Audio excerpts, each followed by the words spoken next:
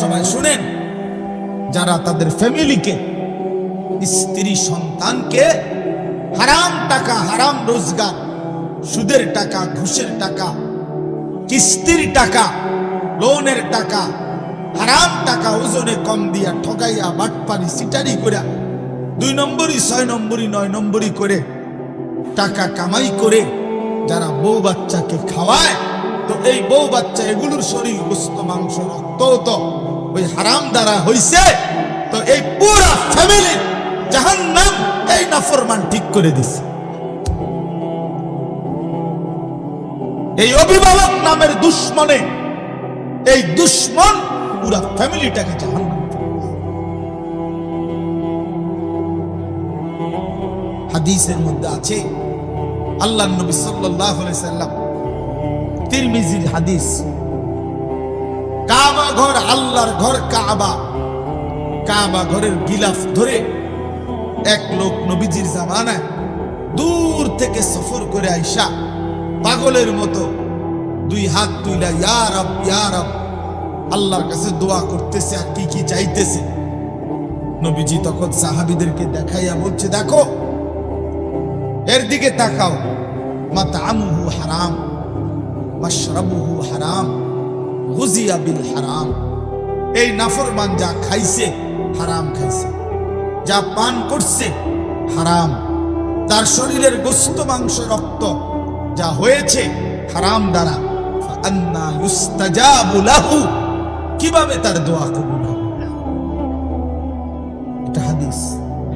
যেন কোনো হারামখোরের দোয়া কবুল হয় না, কোনো সুদখোরের দোয়া কবুল হয় না, কোনো ঘুষখোরের দোয়া কবুল হয় না, কোনো কিস্তিখোরের দোয়া কবুল হয় না, কোনো অবৈধ উপার্জনকারীর দোয়া কবুল হয় না। যদি বলেন কবুল হয়, কিতা কবুল হয়েছে? বাপ, বিল্ডিং, ছাদ, এটি তো আল্লাহ তাআলা বেটা দোয়া কবুল করার লাগে না, এটি তো এমনি আল্লাহ নাফরমান দেয়। বিল্ডিং এর ছাদের লেগে হুজুর দিয়ে দোয়া করার লাগে নি, কাফের বেঈমান ছাদ দেয় কেমনে? তবে কথা বলেন না কেন? হে তারা কোন মূল হিসাব দিয়ে দোয়া করে? হ্যাঁ গো, বিল্ডিং কি ভাঙ্গে পড়ে গেছে সব। তাহলে দুনিয়া অর্জন হওয়া, এটা তো দোয়া কবুলের কিছু নাই, দুনিয়াতে এমনি মালিক দেয়। কথা বোঝেন নাই আমার? দুনিয়া না, মূল বিষয় তো আখিরাত, মূল বিষয় তো আখিরাত। এজন্য দেখবেন আল্লাহ রাসূল সাল্লাল্লাহু আলাইহি ওয়াসাল্লাম স্পষ্ট বলছেন, ফাআন্না ইউস্তাজাবু লাহু, নাফরমান হারামখোর তার দোয়া কিভাবে কবুল হবে? রাসূলুল্লাহ সাল্লাল্লাহু আলাইহি ওয়াসাল্লাম বলেন, মান ইশতারা শাইআন বিআশারাতি দারাহিম, 10টি টাকা দিয়ে, 10টি দিরহাম দিয়ে কেউ যদি একটি জিনিস কিনছে, এই কাগজটা কিনলাম আমি 10 টাকা দিয়ে, আল্লাহর নবী সাল্লাল্লাহু আলাইহি সাল্লাম বলেন, ওয়াফিহি দিরহামুম মিন হারাম, এর মধ্যে 1টি টাকা হারাম, 9 টাকা হালাল। খোদার কসম নবী বলছে, ওই জিনিসটি যতদিন তার কাছে থাকবে ততদিন এই নাফরমানের ফরজ কিংবা নফল কোন বন্দিগি আল্লাহ কবুল করবে না। খামখেয়ালি কথা, খামখেয়ালি কথা। কাল মিডা মিডা ওয়াজ শুনলে হইতো না, কেবল মিডা মিডা ওয়াজ শুনলে হইতো না। হাদিস, রাসূলুল্লাহ সাল্লাল্লাহু আলাইহি সাল্লাম বলছেন, আপনি ফেলে দিবেন কিভাবে? ইসলাম, নামাজ ঠিক মতো পড়া এটা যেমন ইসলাম, উপার্জন ঠিক মতো করা এটাও কি? এটাও মসজিদ, এখানে ইবাদত যেমন ইসলাম, বাজারে হালাল রোজগার করা এটাও ইসলাম, এটাও দ্বীন, এটাও দ্বীন। এই জন্য বাপ, হালাল উপার্জন সাংঘাতিক গুরুত্বপূর্ণ। কোরআন শরীফে আল্লাহ তাআলা একেবারে স্পষ্ট বলছে, তোমরা যদি আল্লাহর ইবাদত করতে চাও ইন কুনতুম ইয়াহু তা'বুদুন, যদি আল্লাহর ইবাদত করতে চাও বান্দা, তাহলে প্রথমত হালাল খাও। কুলু মিন তাইয়্যিবাতি মা রাযাকনাকুম ওয়াশকুরু লাহু। এজন্য হালাল উপার্জন ইবাদত কবুলের পূর্ব শর্ত। যে কোনো নামাজ, রোজা, ওযু, গোসল, দান, সাদাকা হালাল উপার্জন ব্যতীত কবুল হয়। তিরমিজি শরীফ একটা হাদিসের কিতাব, 6টি বিশুদ্ধ হাদিসের কিতাবের একটি। এই তিরমিজি শরীফের প্রথম হাদিস, একেবারে 1 নাম্বার হাদিস, লা তুকবালু সালাতুন বিগাইরি তুহুরিন ওয়ালা সাদাকাতুন মিন গুলুলিন। পবিত্রতা ব্যতীত কোনো নামাজ কবুল হয় না, নবীজি বলছেন। হালাল ব্যতীত কোনো দান, সাদাকা কবুল হয়, কবুল হয়। রাসূলুল্লাহ সাল্লাল্লাহু আলাইহি ওয়াসাল্লাম বলেছেন কবুল হয়। আপনি যদি বলেন তাহলে আর দিতাম না, দিয়ে নামনের মতো বেডইত না দিলে ইসলাম কাটত না। আপনি দিয়েন না, বহুত জনে দেয় না, তাই এই কারণে ইসলাম আটকায়া যায় না। কারো একক কোনো ব্যক্তির কাছে ইসলাম ঠেকা না। ঠেকা কথা বলেন না। 1450 বছর পর্যন্ত ইসলাম এই পর্যন্ত পৌঁছেছে কোন একক ব্যক্তির মাধ্যমে, তাই এই জন্য হালাল জরুরি বিষয়। বাপ ইসলামের গুরুত্বপূর্ণ বিষয় মুআমালাত, লেনদেন, লেনদেন অত্যন্ত গুরুত্বপূর্ণ বিষয়। আল্লাহ তাআলা গুরুত্ব দিয়েছেন, নবী সাল্লাল্লাহু আলাইহি ওয়াসাল্লাম গুরুত্ব দিয়েছেন। কোরআন শরীফের আয়াত সূরা আর রহমানের মধ্যে আছে শুরুতে, ওয়া আকিমুল ওয়াজনা বিল কিসত ওয়া লা তুখসিরুল মিজান। আল্লাহ তাআলা বলেন সততার সাথে, ইনসাফের সাথে ওজন পূর্ণ করো। ওয়া লা তুখসিরুল মিজান, কোনোভাবেই ওজন কমাইও না, ওজন কমাই। কোরআন শরীফে আল্লাহ বলছে ওয়া আউফুল কাইলা, তোমরা কাইল ওজন পূর্ণ করো।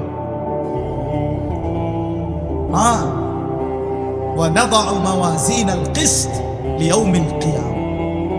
আল্লাহ বলেন ইনসাফের পাল্লা আমি হাসরের ময়দানে স্থাপন করব, এক বিন্দু জুলুম হবে না।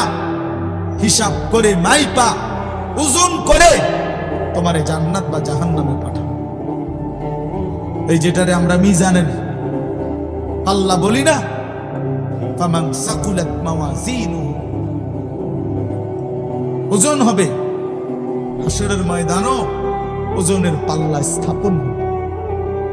এই জন্য আপনাদের কাছে যদি এটা কষ্ট লাগে, হালাল রোজগার গুরুত্বপূর্ণ। সুদের টাকা দিয়ে ছেলেটারে কোন বিবেকে বিদেশ পাঠাইলেন? কেন নিজের আখিরাত বরবাদ করে দিলেন? কেন বরবাদ করে দিলেন? কিস্তির টাকা দিয়ে ঘরের ফার্নিচার কেন কিনলেন? যতদিন পর্যন্ত এই কিস্তির টাকার ফার্নিচার ঘরে থাকবে, একটা ইবাদত তো কবুল হবে না। আপনি আখিরাতে গেলে না দেখবেন জিরো, জিরো। কেন হারাম রোজগার করবেন? কেন কাস্টমারকে ঠকাবেন? কেন মানুষকে প্রতারিত করবেন? এক মুসলমান প্রতারিত করতে পারে না। হাদিসের মধ্যে আছে, এবার শুনেন। রাসূলুল্লাহ সাল্লাল্লাহু আলাইহি সাল্লাম স্পষ্ট, নবীজি সাল্লাল্লাহু আলাইহি সাল্লাম মদিনার বাজারে গেছেন। নবী শুধু মসজিদে বসে থাকেন নাই, একেবারে স্পষ্ট আছে হাদিসে, আল্লাহর নবী সাল্লাল্লাহু আলাইহি সাল্লাম মদিনার বাজারে গেছেন, গিয়া গমের দোকানদার গম বেচে, গম স্তূপ দিয়ে রাখছে, শুকনা গম। আল্লাহর নবী ভিতরে হাত ঢুকাই দিলেন, কসম আল্লাহ, নবীজি নিজে ভিতর থেকে গম যখন টান দিয়া বের করছেন, দেখেন যে ভিতরের গমগুলো ভিজা সব, অথচ উপরের গুলো কি শুকনো। তার মানে উপরের এই শুকনা গম দেখাইয়া ভিজা দিও শুকনার দামে বেচা নেই। আল্লাহর কসম নবী সাল্লাল্লাহু আলাইহি সাল্লাম তৎক্ষণাৎ বলছেন, মান গাশশানা ফালাইসা মিন্না, যে ধোঁকা দেয় সে আমি রাসূলের উম্মত নয়, সে আমাদের কেউ নয়, আমি তার চিনি না। তো নবী যখন বলে আমার কেউ নয়, এই প্রতারক, এই বাটপার, তাহলে সুপারিশ তোমার আব্বানি করবে। তখন হাউজে কাউসারের পানি আপনার কোন বাফি দিবে? তখন কে দিবে বলেন? ছেলেরা, বাপ আল্লাহর দোহাই কথা বলো না। এই ছেলেরা, কথা বলো না, এমনে দাঁড়াও, এমনে বসো তোমরা।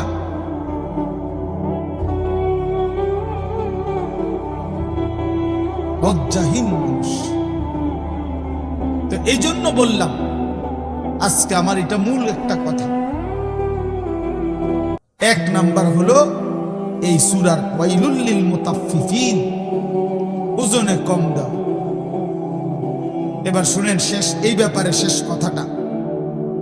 কোরআন শরীফে একটি জাতির কথা আছে, হযরত শুআইব আলাইহিস সালাম। এই শুআইব আলাইহিস সালাম একজন নবী ছিলেন, মুসা আলাইহিস সালামের শ্বশুর। ওই যে মুসা নবী ফেরাউনের বাহিনীর ভয়ে যে চলে গেছিলেন, গিয়া যেখানে আশ্রয় নিলেন, ওই এলাকার নামে হলো শুআইব আলাইহিস সালামের কওম। এই শুআইব আলাইহিস সালামের জাতি, আল্লাহ তাআলা ওই নবীর কওমকে, আল্লাহ তাআলা পুরা জাতিকে আল্লাহর নাফরমানির কারণে আযাব দিয়ে একদিন রাত্রি গভীরে একজন ফেরেশতা আইসা বিকট জোরে একটা চিৎকার মারছে। একটি চিৎকারে পুরা জাতি উপর হইয়া পইরা, কোলের বাচ্চা, দুধের বাচ্চা, পেটের বাচ্চা, জওয়ান, বুড়া, নারী, পুরুষ সব মরে গেছে, সব। ফাসবাহু ফি দারিহিম জাসিমিন, কোরআন শরীফে আছে। এই জাতি আল্লাহ তাআলা কেন ধ্বংস করছেন? শুআইব আলাইহিস সালামের কওমকে কোরআন শরীফে স্পষ্ট আছে, তাদের মূল অপরাধ ছিল তারা ওজনে কম দিত। খোদার কসম, এটা কোরআনের আয়াত। ওরা ওজনে কম দিত। এই ওজনে কম দেওয়া যখন ব্যাপক হইছে, এই বদভ্যাস যখন কোনোভাবে ছাড়ে না, কোরআনে আছে শুআইব আলাইহিস সালাম দুয়ারে দুয়ারে হাইটা হাইটা প্রত্যেকের কাছে হাজারবার, লক্ষবার বলছে, হে আমার জাতি, লা তানকুসুল মিকিয়াল, ওজনে কম দিও না, তোমরা বিপদে পড়বা। ইন্নী আখাফু আলাইকুম আযাবা ইয়াউমিন আযীম, আমি তোমাদের উপরে বড় ভয়ানক আযাবের ভয় পাচ্ছি, তোমরা ওজনে কম দিও না। কিন্তু নাফরমান কওম কোনোভাবেই পাত্তা দেয় না, শুনে নাই। ফলে একদিন সত্যি সত্যি আল্লাহ তাআলা চূড়ান্ত আযাব দিয়ে পুরা বাচ্চা, পুরা কওম শেষ করে দিয়েছে। এজন্য হারামখোর টিকে না, কোনো হারামখোর কোনো টিকে না, কোনো সুদখোর, কোনো হারামখোর, কোনো অবৈধ উপার্জনকারী পৃথিবীতে 2 পুরুষ, 3 পুরুষ, 4 পুরুষ দীর্ঘদিন যাবত টিকে না।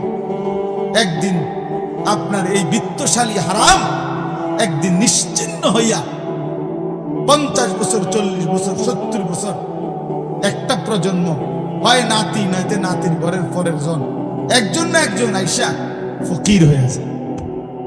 পৃথিবীতে এর ইতিহাসই অগণিত, অগণিত। ইমানদারের ঘর টিকে থাকে, দুর্বল হলেও টিকে থাকে। নেককারের ঘর প্রজন্মের পর প্রজন্ম টিকে থাকে।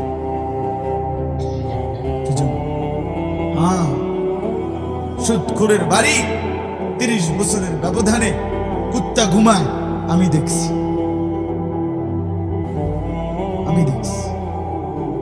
আমার নিজ চোখে দেখছি।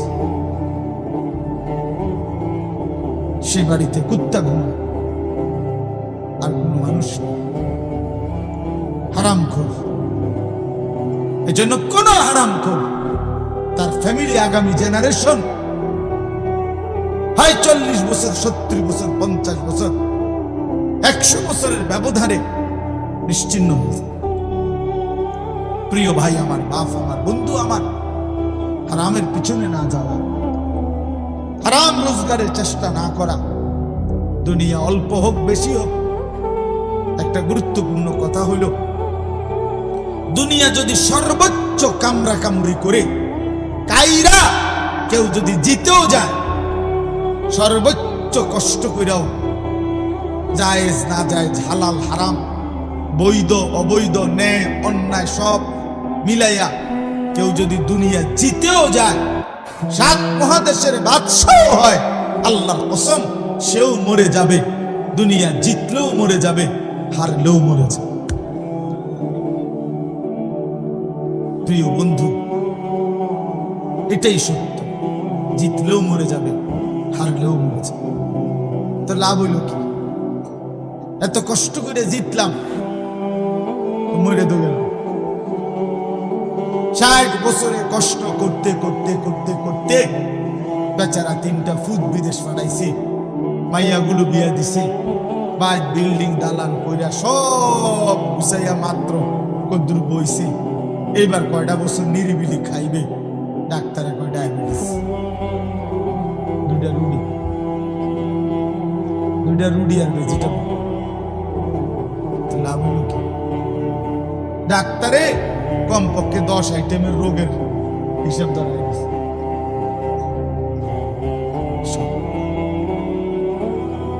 তাহলে লাভ হলো কি ভাই? তো জিতটা লাভ হলো কি? এই মাথার ঘাম পায়ে ফেলে এত মিথ্যা, এত চুরি, এত বাটপারি, এত 2 নম্বরই, এত ধান্দাবাজি করে যা করলাম, তা তো দুনিয়ায় আমারে ভোগ করতে দিল না, তা আখেরাতে কি দিবে? কবরে কি দিবে? হারামের কোনো বিনিময় কবরে মিলবে? হারামের কোনো বিনিময় আখেরাতে মিলবে? তো দুনিয়ায় তো মিলে না, দুনিয়ায় তো মিলে না। আজকে এই বিষয়টাই বলে, বহুতই গুরুত্বপূর্ণ বিষয়। তাহলে এই এক অর্থ বললাম আপনাদের কাছে, ওয়াইলুল লিল মুতাফফিফিন। আরেকটা অর্থ বলব, বাকিগুলো আমি তরজমা বললেই শেষ। এই 3টা আয়াত, এটাই মূল বক্তব্য, বাকি আয়াতের অর্থ বললেই শেষ। তাহলে 1 নাম্বার বুঝলেন, আল্লাহ তাআলা এই সূরার মাধ্যমে, এই প্রথম আয়াতের মাধ্যমে বললেন ওজনে কম না দেওয়া।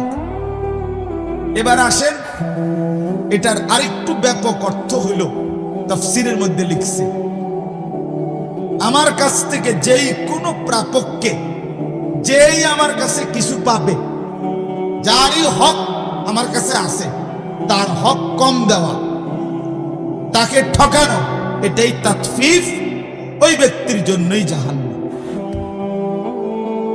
বুঝছেননি আমার কথা? এইটা হলো দ্বিতীয় অর্থ, তাফসীর আছে। এই 2টা অর্থই বলবো, একটা বলে ফেললাম।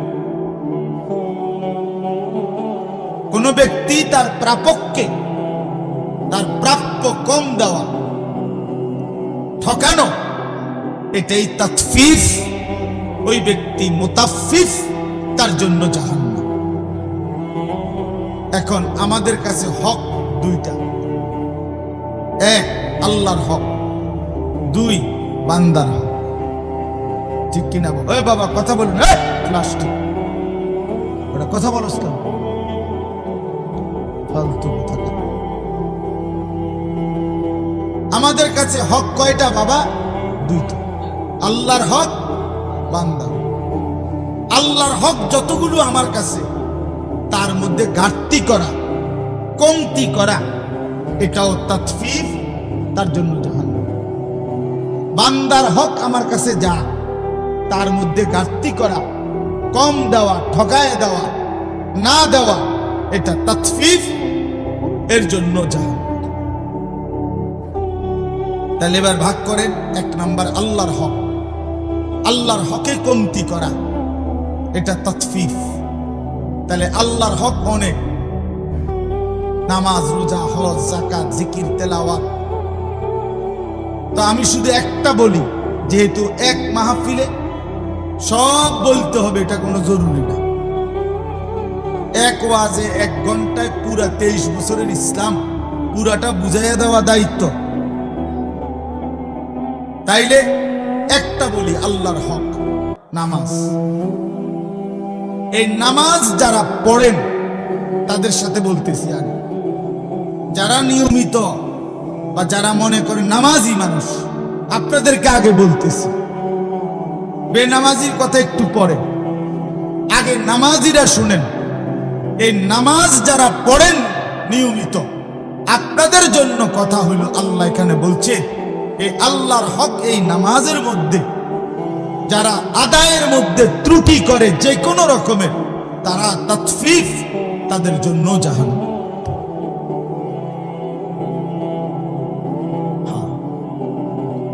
আমার কাছে গাড়িতেও কিতাব আছে, তাফসির মাআরিফুল কোরআনে স্পষ্ট লেখা আছে। আমাদের কামরুলের রুমেও এই তাফসির আছে। ওই যে আমার ছাত্র যে মাওলানা, আপনাদের ইমাম, ওখানে লেখা আছে স্পষ্ট। হযরত উমর রাদিয়াল্লাহু তাআলা আনহু চেনেন তো? তিনি একদিন দেখলেন মসজিদে নববীতে এক ব্যক্তি নামাজ পড়তেছে। তো দেখলেন ওই লোক 2টা কাজ করছে। এক, রুকু সেজদা ঠিক মতো দেয় না। 2, পুরাটা নামাজ তাড়াহুড়া করে আদায় করছে। আল্লাহর কসম, উমর রাদিয়াল্লাহু তাআলা আনহু তাকে ডাক দিয়ে বললেন, লাকাদ তাফফাফতা, তুমি তোমার নামাজে তাতফিফ করেছ, অতএব তোমার জন্য জাহান্নাম। ওই যে তাতফিফ, রুকু সেজদা ঠিক মতো দেয় না। অসংখ্য মানুষ আছে। আপনার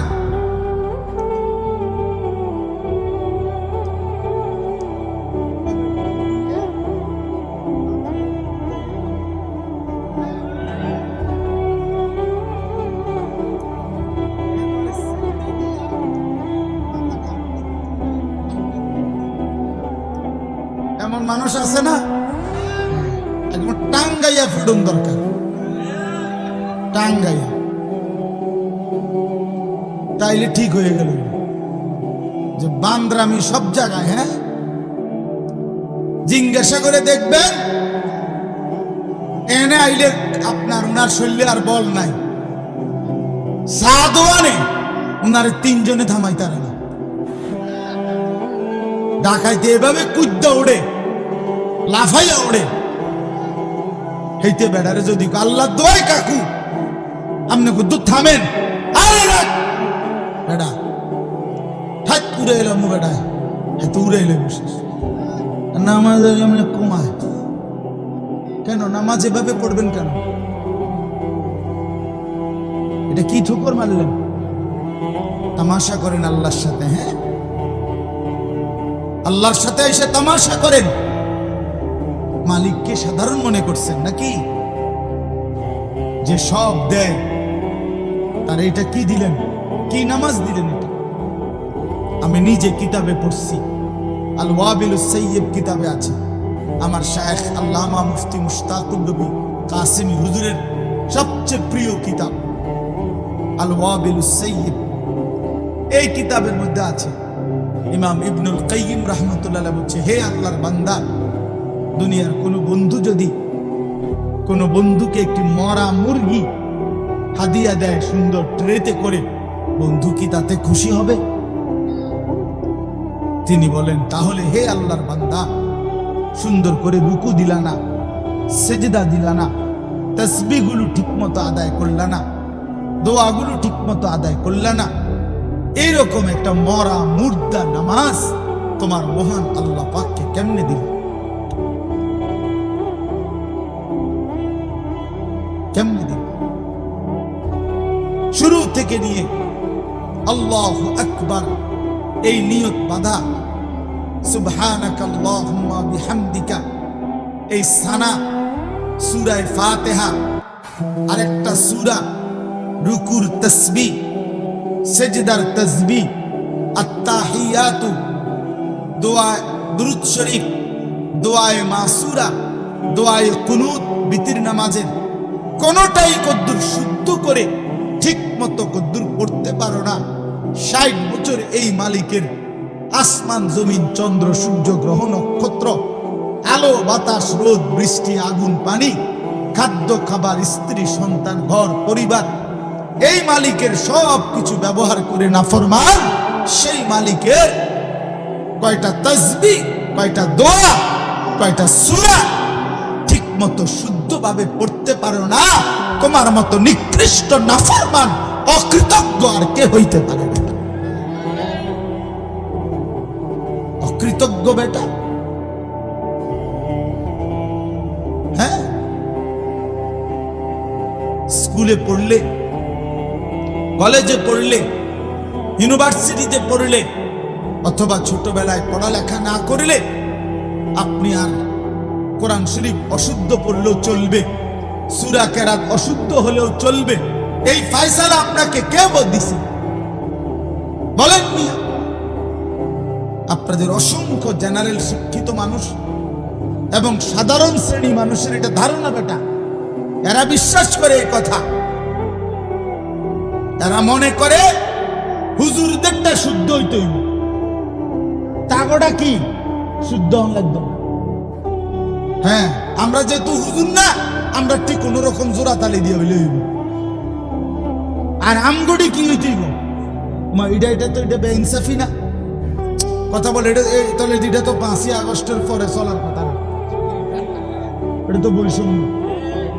এটা বৈষম্য না। আমি বেহেস্তে যাইতে হইলে পুরা সূরা কেরাত শুদ্ধ করে যাইতে হইব, আমনে বেহেস্তে যাইতে পারবেন সূরা কেরাত অশুদ্ধ লইয়া, এটা কি ইনসাফ হইল? এটা বৈষম্য কিনা? তো বৈষম্য যদি বাংলাদেশে না চলে তো জান্নাতে কেমন চলবে? কি রে ভাই, আপনার বেহেস্তে এত সোজা হইয়া গেল, আপনি বিড়ি খাইতে খাইতে বেহেস্তে যাবেন গা? ওমা কিতা কি কাকা, আপনি দাড়ি কাটতে কাটতে বেহেস্তে যাবেন গা? আপনি 2 নম্বরই করতে করতে বেহেস্তে যাবেন গা? আপনি ওজনে কম দিতে দিতে বেহেস্তে যাবেন গা? আপনার ঘরে টেলিভিশন চলতে চলতে আপনি বেহেস্তে চলে যাবেন? আপনার বেড়ি বেপর্দা হইতে হইও আপনি বেহেস্তে যাবেন গা? আর আমার বেলায় সব 100 বুঝাই দিতে হবে। ঘটনা কি? ইসলামে এই 2 রকম সিদ্ধান্ত কে দিল? কোরআন শরীফ যদি শুদ্ধ করতে হয় তো ইমানদার মাত্র প্রত্যেককেই শুদ্ধ করতে হয়। আপনি কই পড়ছেন আমার দেখার বিষয়। সাবধান মুসলমান, বছরের পর বছর আমি কমপক্ষে আপনাদেরকে বলে গেছি, আমি আল্লাহরে বলব, 1 দিন 2 দিন না, এই হায়াতে 21 বছর আপনাদের কাছে বলছি। আজকে একদিনও আছে না, আপনাদের কাছে কমপক্ষে 21 বছর আসছে। আমি মালিকের কাছে বলবো, মালিক আমি এই মানুষগুলোর কাছে 21 বছর বলছি, আপনাদের দুয়ারে দুয়ারে বলছি। এখন না আমি কম আসি, কুলাইতে পারি না মাহফিল, বয়সের কারণে সময়ের কারণে হয়তো একটু বাহিরে বেশি যাইতে হয়। তা আমি কি এই মহল্লায় ঘুরে ঘুরে যাই নাই? প্রত্যেক ঘরে বাড়িতে বাড়িতে পাড়ায় পাড়ায় এই চিল্লাই এত আজীবন বলে গেল, কেন পাত্তা দেন না? একজন আলেমের সাথে সম্পর্ক করতে পারলেন না? একজন ইমাম আছে, আপনার মাদ্রাসা আছে, হুজুর আছে, নুরানির শিক্ষক আছে, হেফজখানার উস্তাদ আছে, এতটা মাসুম বাচ্চা যদি আল্লাহর কোরআন কলিজা ছেড়া কণ্ঠে বাচ্চা ছেলেরা আল্লাহর কোরআন পড়ছে, হায় বদনসিব তোমরা যারা আল্লাহর কোরআন পড়তে পারো না। উচিত যে চোখের সামনে এতটা মাসুম বাচ্চা, এক অসহায় সন্তান, সে যদি আল্লাহর কোরআনের হাফেজ হইতে পারে, আপনি দুর্ভাগা আল্লাহর কোরআনের 10টা সূরাও শুদ্ধ করতে পারেন না, কিত্তেন বাদ খান মিয়া, শরম লাগে না মিয়া? থাকা উচিত মিয়া, লজ্জা থাকা উচিত। 10টা সূরা ঠিক করতে পারলেন না, জিন্দেগি বাদ কতটি খাইলেন, ঘুম যাইলেন? বলেন কয়দিন চেষ্টা করছেন? একজন বলেন না হুজুর আমি 6 মাস চেষ্টা করছি, আমি পারি না। 1 বছর চেষ্টা করছি, আমি পারি না। বলেন বলেন তো, আপনি তো চেষ্টাই করেন। আমি এটার কিছু মনেই করে না, এটারে কোনো বিষয়ই মনে করে না। দাদা কইছে বাইনতাম দান, বাইনতে আসি ও দাদা, এটা আমাদের দেশে হয়। দাদা বলছে ওই ঢেকির মধ্যে ধান বাইনাইতে, এতে ও দাদান ডেহির মধ্যে ইয়া করতে আছে। ও দাদান মানে ভিজা দান, শুকাইছে না। এখন যতই ডারে কি করে ডেকির মধ্যে ইয়া করে, মাগার সাইল তো বাইরে না, সাইল বাইরে না কাটা সেট হয়ে যায়। মনে লাগছে ভালো কথা, সাইল বাইরে না কারণ ধান যে কি ভিজা, ভিজা ধানের চাউল আলাদা হয় না, শুকাইতে হয়, শুকাইতে হয়। আহা মুসলমান, আফসোসের বিষয়, লজ্জা পাইয়েন, এগিয়ে আসেন। শরম করে বা 900 করে পাশ কাটলে হয় না, পাশ কাটলে হবে না। বুঝছি না, খেয়াল করছি না, কইছে তো ভালাই, বলে তো আমরা লাগে বুঝি রে বুঝি, হয়তো ঠিকই কয়, পারি না পাট ফার কথা কেন। বিড়ি খাইতে পারেন? হ্যাঁ, বিড়ি খাইবার বেলায় তো মাশাআল্লাহ এক্সপার্ট, গপ মারণের বেলায় আছেন, চা দোয়ানের আড্ডা দেওয়ার সময় আছেন, 14 গোষ্ঠীর বদনাম করবার বেলায় আছেন। কথা নাই, হাওলাত লয় মানুষের থেকে। ওই যে কালকে কিতা জানি তুমি একটা কথা কইতে লাগছিলা, এই কথাটা শেষ করতে পারছো না, দাও না এটা উড়ে যা, বুঝলেন না? এই দিনের হাওলাত লইছে কথা, কালকের কথা, গত সোমবারের কথা, কিতা জানি তুমি একটা কথা উড়াইছিলা, কথাটা তো কি করছো না, শেষ করতে পারছো না। আজ যে হুদুর উড়াও, আজ এই দিলওয়ারি উড়াইয়া এই শুরু হইলো ব্যান ব্যান ব্যান ব্যান ব্যান ব্যান। মাসি এত ব্যান ব্যান করে না, ফালতু কথা এই পরিমাণ পায়। আফসোস মিয়া, আফসোস বাবা। আমি আমার জাতিকে বললাম, ছেলেরা বাপ তোমাদেরকে রাত গভীরে বললাম, যে জীবন সেজদা নাই, যে জীবনে আল্লাহর কোরআন নাই, বন্ধু এটা কোনো জিন্দেগি না। প্রিয় ভাই, ভাতের থালার নাম জীবন না, 1 প্লেট খিচুড়ির নাম জীবন না বন্ধু। কিছু খাওয়া আর একটু ঘুম আর একটু পেশাব পায়খানা আর একটু যৌন চাহিদা পূরণ, এটা জানোয়ারের জীবন। এতটুকু প্রয়োজন জানোয়ারেরও পূরণ, কুকুর বিড়ালেরও পূরণ।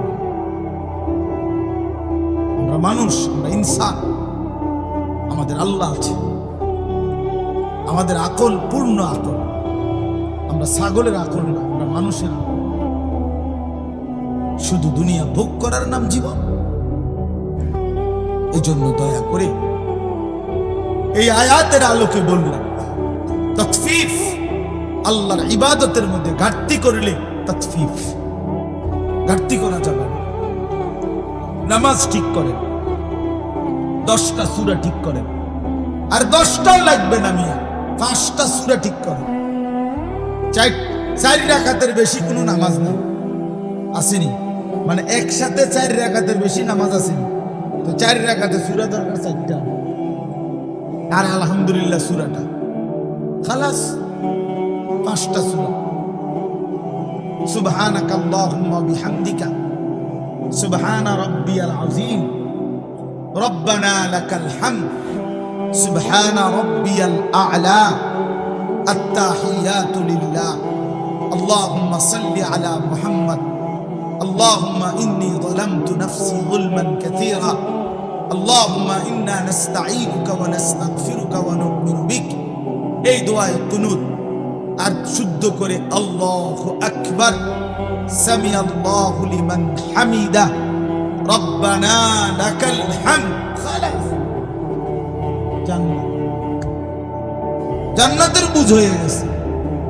এদুর এবারে এদুর সিদ্ধ রাজা এমন শক্ত ডাকাত পাথর ভাঙ্গে যাবে এবার কলজা লড়া বাপরে বাপ পাষাণ ওই মানুষগুলো এত হাজার বার এত লক্ষবার বলার পরেও যারা এই কদ্দুর সূরা কেরা ঠিক করে নাই এদের কলজা পাথরের কলজা তারা বুঝছে এটাই জিন্দিগি মানে বনবিরি 60 বছর বয়সেও মাগার বিড়ির অভ্যাস চায় লজ্জা থাকা উচিত না কোরআন শরীফে স্পষ্ট আছে এখানে ওলামায়ে কেরাম আছে আপনি জিগান মিয়া জাহান্নামীদের খাবার আল্লাহ নিজে কোরআনে বলছে জাহান্নামীদের যে খাবার এটার বৈশিষ্ট্য লা ইউসমিনু ওয়ালা ইউগনি মিন জুর এটা পুষ্টি হবে না এটার দ্বারা ক্ষুধা নিবারণ হবে না এই দুইটা আইটেম জাহান্নামীদেরকে যা দেওয়া হবে খাইতে ওইটার দ্বারা তাদের কোনো পুষ্টি হবে না তাদের ক্ষুধাও নিবারণ হবে না ঠিক বিড়ি সিগারেট এটা এমন একটি জিনিস যার দ্বারা কোনো পুষ্টিও হয় না ক্ষুধাও নিবারণ হয় না অতএব এটা শুধুই কেবল হতে পারে জাহান্নামীদের খাবার ইমানদারের পছন্দ আগুন হইতে পারে না কোনো মুমিন আগুনকে পছন্দ করতে পারে না বেটা এটা তো আগুন বেটা তো প্রকাশ্য আগুন আগুন নাকে মুখে দিয়া ধোঁয়া বাইর করে এটা ইমানদারের পছন্দ হয় কেন মুমিনের পছন্দ এটা হবে কিনা বলে দুর্গন্ধ একটা মানুষের প্রিয় হয় কেমন বিড়ি সিগারেট দুর্গন্ধ না না আতরের গন্ধ তো তাই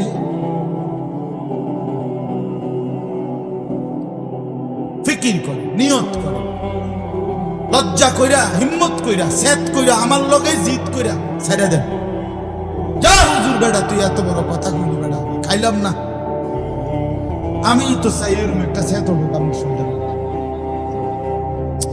কথা বলেন না এটা উচিত না বলেন এটা উচিত না এটা লজ্জার কথা এটা তো জাহান্নামীদের খাবার আগুন কোন মুমিনের প্রিয় হতে পারে না দুর্গন্ধ কোন মুসলমানের পছন্দ হতে পারে না রাসূলুল্লাহ সাল্লাল্লাহু আলাইহি সাল্লামের দুনিয়ায় সবচেয়ে প্রিয় ছিল এক নম্বরে আতর সুগন্ধি নবীজি নিজে বলছেন নবীজি পেঁয়াজের গন্ধ রসুনের গন্ধ খামের গন্ধ সহ্য করতেন না নবীজি যে রাস্তা দিয়ে হাঁটতেন পুরা রাস্তা মেশক আঙ্গুরের ঘ্রাণ শুনত নবী সাল্লাল্লাহু আলাইহি সাল্লামের ঘাম মুবারক থেকে মেশকের ঘ্রাণ বের হতো সেই নবীর সামনে এই দুর্গন্ধওয়ালা বিড়ি সিগারেটওয়ালা মুখ নিয়ে কেমনে দাঁড়ায় দিলে দিলে নিয়ত করেন দিলে দিলে আমার হাত তোলার দরকার নেই আপনার দিলে আপনি বুঝাপড়া করেন এই দুর্গন্ধ নিয়ে জীবন কাটাইয়েন না বাবা এটা ঘৃণিত জীবন পছন্দনীয় না কোন মহিলারও কষ্ট হয় যার স্বামী বিড়ি সিগারেটে আক্রান্ত বিড়ি সিগারেট খায় ওই স্ত্রী কষ্ট পায় আপন সঙ্গিনীকে কষ্ট দেওয়াও এটা জুলুম এটা কিতাবে আছে আমরা নিজে পড়ছি রাসূলুল্লাহ সাল্লাল্লাহু আলাইহি সাল্লামের সুন্নাতের মধ্যে এটাও আছে স্বামী স্ত্রী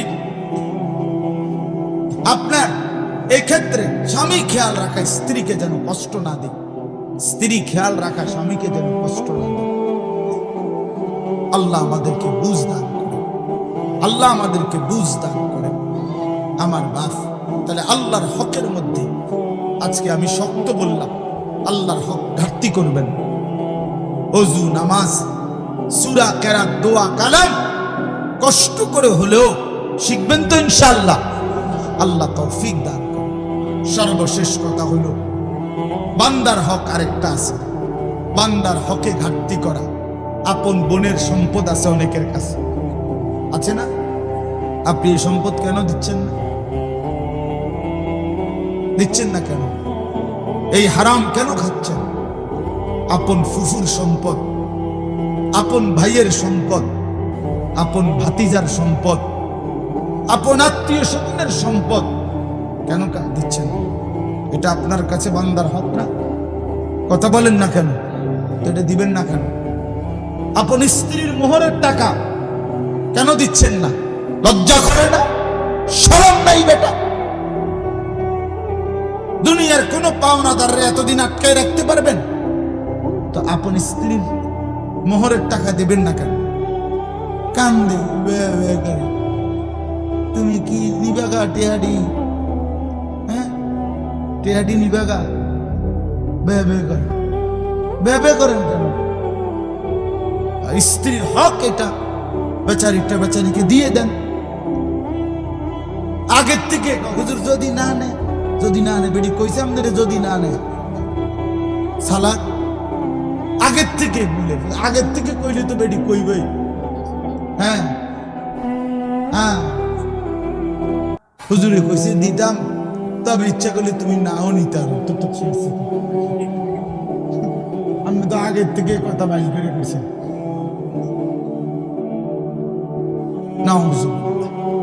না বাবা, বান্দার হক নষ্ট না করে।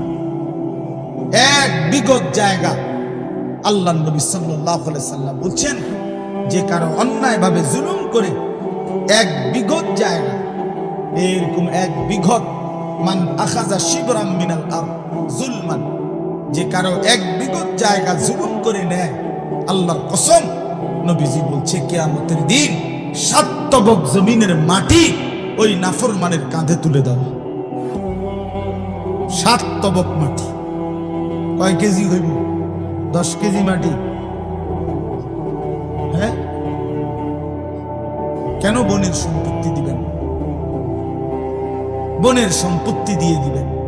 অনেকের কাছে পাও না, অনেক মানুষ কইলেই কয় নিবাগা নিবাগা, আর আইতা না, বইন বাগিনা আর খাইতা না, আইতা না, একবারে জমি জমা লইয়া সুদ হয়ে যাবা। এই সমস্ত বাটফারি কথা। আপন ভাই, আমি তো বলি এই যে ভাই এটা বলে, তার মতো নিকৃষ্ট জালেম ডাকাত আর কেউ হইতে পারে। কারণ গ্রামের সমস্ত মানুষ এই বেটার ঘরে খানা খায়, তো তারা তো কোনো জমি দিয়ে খায় না। কথা বলেন না কেন? আমনের ঘরে গ্রামের মানুষে খানা খায় না, তো তারা জমি দিয়ে নি খাইছে। তো আপন বোন বাগিনা আমার ঘরে দুগা ভাত খাইতে হইলে জমি দিয়ে জালেম না? কি রে বেটা, এটা কোন কথা? এই জন্য দয়া করে বোনের সম্পত্তি দিয়ে দেন। পৈতৃক ভিটা যেটা, মনে রাখবেন আমি বললাম, এই যে বাপ দাদার যে ভিটা, এটার মধ্যে বোনের সম্পদ আছে। এটা ভুল কথা যে ভিটার মধ্যে, পৈতৃক ভিটা যেখানে বসত ভিটা, এখানে বোনের সম্পত্তি নাই, এটা মিথ্যা কথা, 100% মিথ্যা কথা। আমি বললাম, আপনি জিজ্ঞাসা করে দেখেন যে কোনো আলেমকে, ও ফতেঘাটে জিঙ্গাইন, সাদওয়ানে মুদি দোয়ানে এই ফতুয়া কইেন, বলবেন আলেমের কাছে। কথা বুঝেন নাই কথাটা? আলেমে দ্বীনকে জিজ্ঞাসা করেন। আমি আমার বাবার বসত ভিটা যেটা আমাদের, যেটাতে আমরা থাকতাম, এই ভিটার হিসাব, টাকা, মূল্য, দাম একবারে আল্লাহর কসম গুইনা আপন 3 বোনরে বুঝাই দিছি। আমার বোন আসমান থেকে পড়ছে, যেদিন আমি কইছি বোনেরে যে বাড়ির যে আমগো ভিটাটা, এটার টাকা নিবেন, বইনে কমা ভাই তুই কি তারে করছিস, এই কথা তো আমরা জীবনে শুনছি, আমাকে আজকাল শুনি। আপনি নিতেই বই টাকা দেন, আমি ঝামেলা করি। এই জন্য বড় গলায় বলবো, আপনি বিশ্বাস না হলে আমার 2 বোন এখন আমার বাসাতে আছে, চলো আর বেড়াইতে আসছে, বাচ্চা কাচ্চা সবাই পুরা সম্পত্তি দিয়ে দিতে হবে। কেন 2 শতক জমির লেগে 5 শতক জমির জন্য নিজের সন্তানদেরকে হারাম খাওয়াবেন কেন?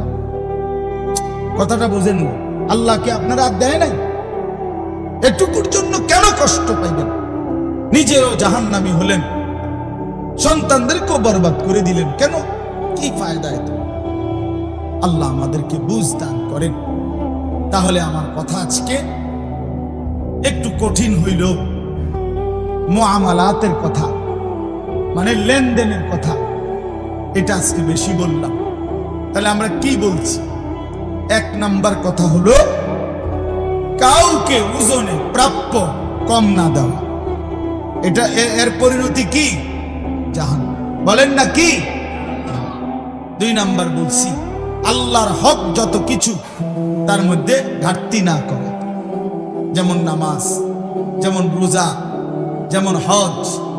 হজ ফরজ, হজ করে না বললেই হুজুর আর ছোট ফুলাগা কোন রকম আল্লাহ আল্লাহ করিয়া বিদেশ যাইলে তুই যদি আল্লাহ নেয়, আল্লাহ ছোট ফুলাগা বলে আল্লাহ আল্লাহ করে বিদেশ গেছে, বিদেশ পাঠাইছে সুদে টিয়া লইয়া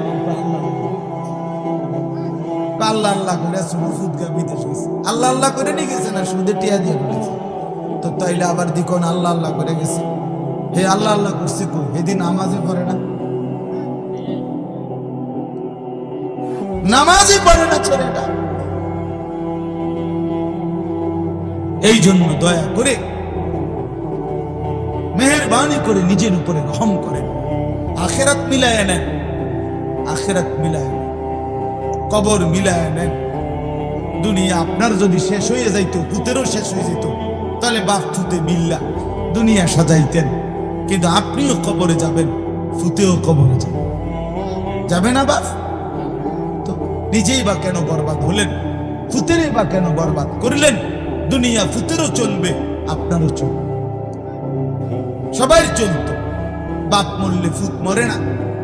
বাপ ঠিক মতো দুনিয়ার বাড়িঘর করে না দিলেও ফুতে পরে করতে পারে, কোনো অসুবিধা নেই। যে বাচ্চা বাপ ভাড়া এতিম, এই তো বড় হইলে বাড়িঘর, বিয়া শাদী, দোয়ান, বিল্ডিং এটি করে লাইতে হবে। দিয়া তো আর বিল্ডিং কোন আশ্চর্য কিছু না, ইতান কোন টাইলস, হ্যাঁ এগুলা কোন অবাক কিছু না যে কোটি কোটি এক এক মানুষের ঘরে কয় টাকার মাল। হ্যাঁ, যারা একটু সম্পদশালী কি 200 কোটি টাকার মাল, এটা 50 লাখ টাকার মাল। 50 লাখ টাকার মালের জন্য এত মিশা কথা কম লাগে বেটা? এত বাটপারি করতে হয় বেটা? দুনিয়া পার হয়েই যাবে। এজন্য আজকে অনুরোধ করলাম আমরা প্রত্যেকে ইনশাআল্লাহ নিজেদের লেনদেন, নিজেদের উপার্জন হালাল করার চেষ্টা করব। বলেন ইনশাআল্লাহ। হিম্মত করলে সম্ভব, ফিকির করলে সম্ভব। আল্লাহ তাআলা তৌফিক দান করেন। এবার এই তরজমাটা শুনেন, তাইলে কথা শেষ। ওয়াইলুল লিল মুতাফফিফিন, আল্লাহ বলে যারা ওজনে কম দেয়, প্রাপ্য কম দেয়, আল্লাহর হক বান্দার হকের মধ্যে ঘাটতি করে, তাদের জন্য জাহান্নাম। আল্লাযীনা ইযা তালু আলান নাসি ইস্তাওফুন, নিজের জন্য যখন নেয় মানুষ থেকে তখন পূর্ণ নেয়। ওয়া ইযা কালুহুম আও ওয়াজানুহুম ইউখসিরুন, আর যখন অন্যকে দেয় ওজন তখন কম দেয়। এরপর আল্লাহ দেখেন আমার ভাই, আমি তো অনেক সত্য কথা বলছি, আপনি হয়তো মনে করবেন এতটি কথা কইলেন আপনি হুজুর।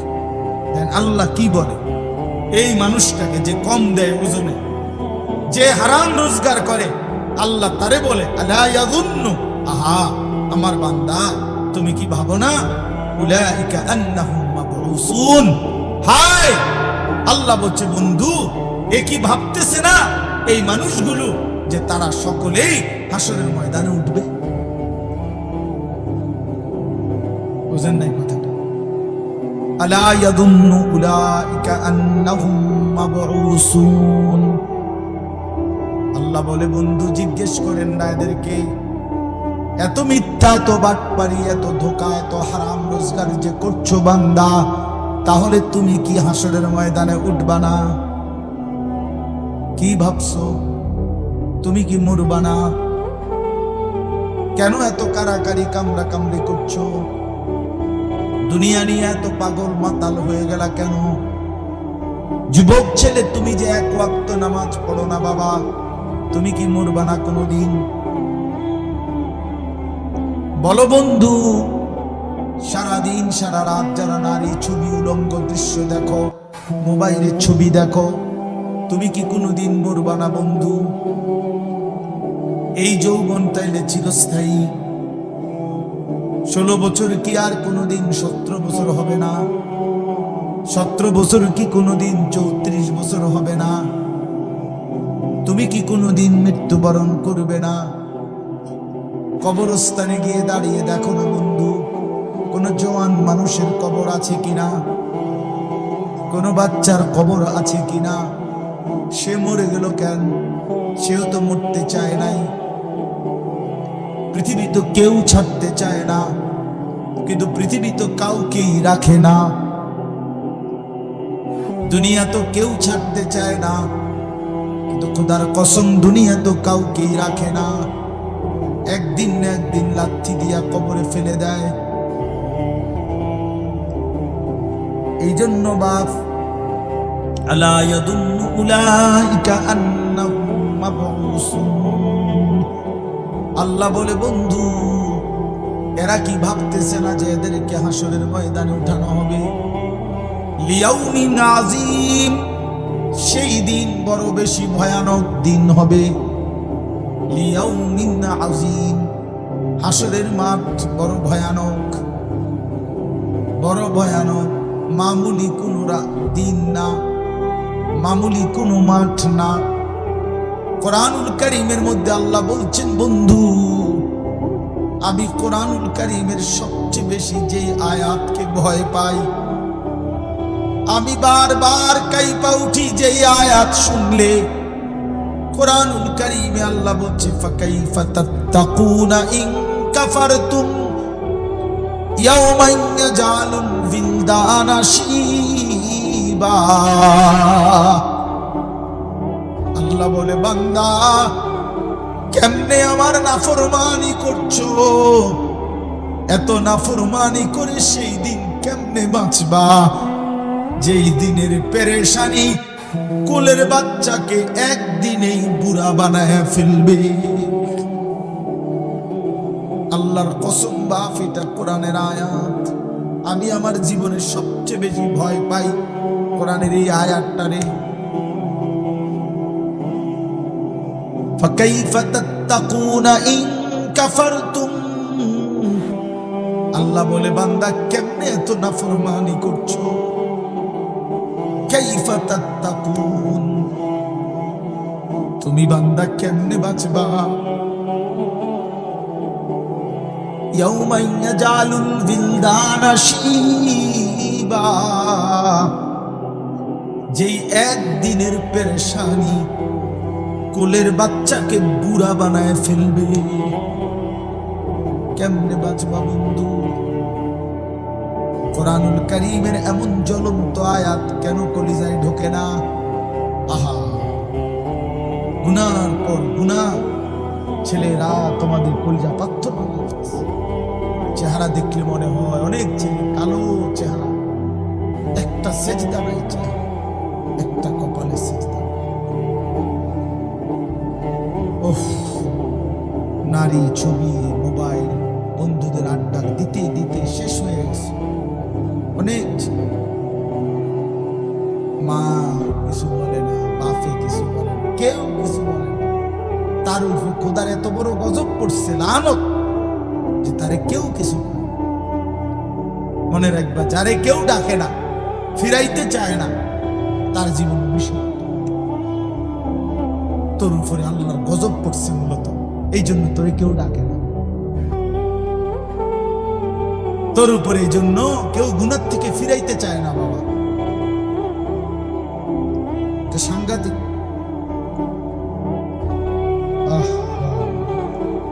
তাহলে লিয়াউমিন আযীম, আল্লাহ বলে বান্দা সেটা বড় ভয়ানক দিন। ইয়াউমা ইয়াকুমুন নাসু লিরাব্বিল আলামিন, এই আল্লাহ বলেন সেই হাসরের দিন মহান আল্লাহ পাক রব্বুল আলামিনের নিকটে সমস্ত মানুষ এই বছরের পর বছর, হাজার বছর এক টানা দাঁড়িয়ে থাকবে। ইয়াকুম, এক সেকেন্ডের জন্য বসতে পারবে না, এক ইঞ্চি নড়াচড়া করতে পারবে না। মাউদাউ কাদামিন, নবী বলছে দুইটা পাও রাখতে যেটুকু জায়গা হাসরের ময়দানে এটুকুই যায়। একদিন কোরআন শরীফে আছে হাসরের ময়দানে 50,000 বছর। কয় হাজার বছর? আল্লাহ আমাকে বুঝলাম। এরপর আল্লাহ বলেন কাল্লা ইন্না কিতাবাল ফুজ্জারি লাফি সিজ্জিন, সাবধান, মনে রেখো তোমরা যারা নাফরমান, তোমাদের সমস্ত নাফরমানির আমলনামা সিজ্জিন নামক আমি আল্লাহর একটি নির্ধারিত জায়গা আছে, সেখানেই সংরক্ষিত থাকবে, একটা সুতা হারাবে না। ওমা আদরাকা মা সিজ্জিন, আল্লাহ বলে নবী সিজ্জিন কি জানেন? কিতাবুম মারকুম, লিখিত একটি কিতাব, আমলনামা, যেখানে নাফরমানদের যাবতীয় তথ্য এবং রূহ সংরক্ষিত থাকবে। নাফরমানদের পাপীদের রূহও থাকবে সেখানে, নাফরমানদের যাবতীয় পুরা জিন্দেগীর নাফরমানির তথ্য ফাইল সেটাও থাকবে। আল্লাহ বলেন এবার আবার বলেন এই শেষ কথা, ওয়াইলুন ইয়াউমাইদিল লিল মুকাদ্দিবিন, তোমরা যারা মিথ্যাবাদী নাফরমান পাপী, আবারও বলছি তোমাদের জন্য সেদিন জাহান্নাম। আল্লাযীনা ইউকাদ্দিবুনা বিয়াউমিদ্দিন, যারা আখিরাতের এই দিনকে অস্বীকার করতা, পাত্তা দিতা না, তোমাদের জন্য জাহান্নাম। ওমা ইউকাদ্দিবু বিহি ইল্লা কুল্লু মুতাদিন আথীম, আল্লাহ বলে এই দুনিয়ার সমস্ত সীমালঙ্ঘনকারী এবং পাপী এই আখিরাতকে অস্বীকার করে মূলত। ওমা ইউকাদ্দিবু, এই জন্য দেখবেন যার কলিজার মধ্যে দুনিয়ার লোভী নাফরমানি, তার কলিজায় আখিরাত নেই। মূলত কেন মিথ্যা বলে? সে আখিরাতকে কিছু মনে করে। কেন অন্যায় করে, কেন দুর্নীতি করে, কেন চুরি করে, কেন জিনা ব্যভিচার মদ জুয়া হারাম করে? আখিরাতকে কিছু মনে করে। এই জন্য আমার কথা শেষ, আমরা আপনাদেরকে আখিরাত মনে করাই, আমরা কোরআন মনে করাই, আমরা কবরের ফেরিওয়ালা, আমরা আখিরাতের ফেরিওয়ালা, আমরা পরকালের ফেরিওয়ালা। এই জন্য দিবানিশি ঘুরে ঘুরে আখিরাতের কথা মনে করাই। এই মাদ্রাসা মানে আখিরাতের মার্কাজ, পরকালের সামান, যেখানে পরকালের সামান, পরকালের পাথেয়, পরকালের পুঁজি সংগ্রহ করা হয়, এর নামই মাদ্রাসা। এই বাচ্চা মনে করেন আল্লাহর কোরআন শিখছে, হাফেজে কোরআন হয়েছে, এই মাদ্রাসা থেকে প্রথম দিন একেবারে আলিফ বা তাসা থেকে শুরু করে আজকে সে কোরআনের হাফেজ হয়েছে। একদিন হাসরের ময়দানে গেলে এই মাদ্রাসার সাথে যারা অংশগ্রহণ করেছিল তারা এর নেকি নিজের আমলনামায় দেখা খুশিতে পাগল হয়েছে। আমার মনে আছে এই জায়গায় বৈশা, ওই জায়গায় বৈশা, এই মহল্লার আপনারা অনেকেই দুই হাতে উজাড় করে এই মাদ্রাসা যখন আমরা নতুন করে আবার শুরু করছিলাম, ফরিদ স্যার ছিলেন, ওই মানুষটার কি পরিমাণ অস্থিরতা ছিল আমার মনে আছে। অনেক কাঁদছে, বারবার বলছে যে আমার শেষ বয়সের শেষ জিন্দিগির আমার একটা তামান্না যে মাদ্রাসাটা আবার চালু হোক। হাজী আব্দুর রশিদ সাহেবকে আমি ঘনিষ্ঠভাবে চিনতাম, উনি আমারে খুব মহব্বত করতেন। সেই মানুষটাও আজকে দুনিয়াতে নাই। আজকে এখনকার আপনারা আছেন, চাচা যান, আপনিও আছেন, আপনাদের জন্য আমরা দোয়া করি। আর সবাই মিলে মাদ্রাসা যার নামেই হোক, মাদ্রাসা যেই বাড়ির হোক, কোনো অসুবিধা নাই বাবা, আপনি আল্লাহর জন্য দিবেন, সন্তানরা পড়বে। পৃথিবীর কেউ আপনার নাম মনে না রাখলেও খোদার কসম আর শাজিমের গায়ে আপনার নাম লেখা থাকবে। নেকি দুনিয়ার কেউ দেয় না, নেকি দেয় কে? তো তিনি চিনে, তিনি ভুলে না, তিনি বাদ দেয় না। তার দফতর থেকে নাম হারায় না। অতএব আপনাদের কাছে আমি শেষ অনুরোধ করি, এক্ষুনি আমরা দোয়া করতেছি। এই দোয়ার আগ মুহূর্তে আপনারা প্রতিবারের মতো এবারও মাদ্রাসায় একটু সহযোগিতা করেন। সবাই মিলে হাত খুলে একটু দিলে ইনশাআল্লাহ মাদ্রাসা আগায় যাবে।